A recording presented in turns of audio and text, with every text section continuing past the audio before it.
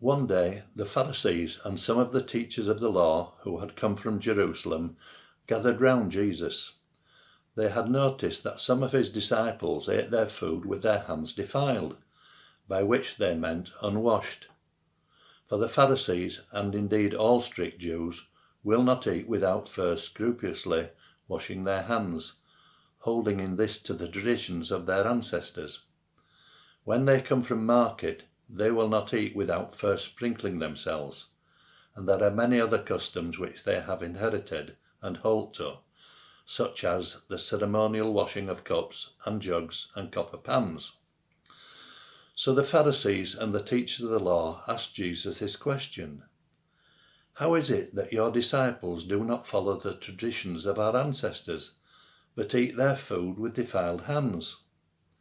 His answer was, "It was well said by Isaiah when he prophesied about you hypocrites in the words, 'This is a people who honour me with their lips, while their hearts are far removed from me.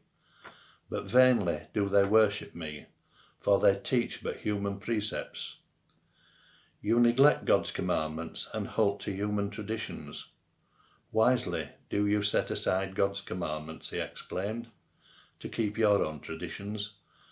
For while Moses said, 'Honour your father and your mother, and let anyone who abuses their father or mother suffer death,' you say, 'If a person says to their father or mother, whatever of mine might have been of service to you is korban,' which means set apart for God.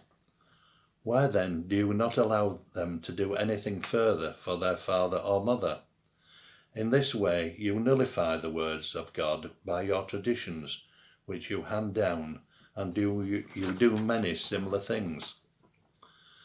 Then Jesus called to the people to him again and said, "Listen to me, all of you, and mark my words. There is nothing external to a person which by going into them can defile them, but the things that come out of a person are the things that defile them." When Jesus went indoors away from the crowd, his disciples began questioning him about this, saying, "What, do you even you understand so little?" exclaimed Jesus.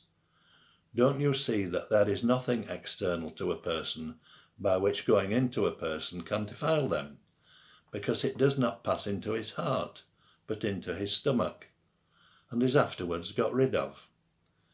In saying this, Jesus pronounced all food clean.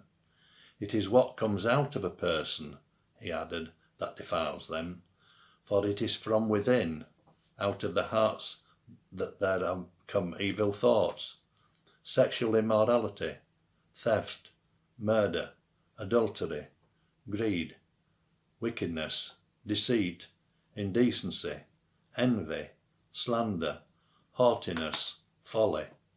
All these wicked things come from within and do defile a person."